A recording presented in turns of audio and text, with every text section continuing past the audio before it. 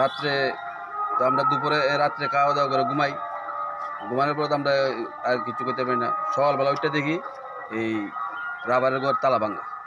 তারপর ভিতরে গিয়ে দেখি আমার প্রায় 18 টন মালের মতন লেগে গেছে। অনেকটা 1-1.5 টন মাল আছে। আচ্ছা, মানে কালকে রাত্রে এরমটা করছে? কাল রাত্রে।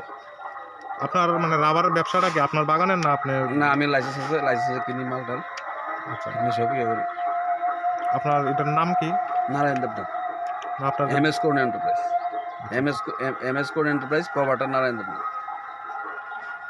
আচ্ছা, বাজার মূল্য কত হবে কইছেন? বাজার মূল্য ওখানে প্রায় 27 লক্ষ টাকার মতো মালের দাম আছে। মানে আপনার এখানে স্টকে থাকে? স্টকে থাকে। আমরা তো প্রায় সময় স্টকে থাকে মাল। আচ্ছা, এর গাড়ি আমরা বড় গাড়ি এখানে লাগাই, 20 টন 25 টন গাড়ি লাগাই। তা এখান থেকে মালটা নেই গাড়ি দিয়ে। আপনি থানাতে জানাইছেন? থানাতে জানাইছি। থানাতে এবার অ্যাপ্লিকেশন দিছি। থানা তরফ থেকে কি কইছে? থানার তরফ থেকে আমার এবার সই করে দিয়ে দিছে। তারা কইছে তারা এটা তদন্ত নিবে। মানে আর এর আগে এরকম ধরনের চোরের হানা পড়ছেন না, আপনার? এর আগে মনে হয় আমার আর হয়েছে এই ফার্স্ট? ফার্স্ট।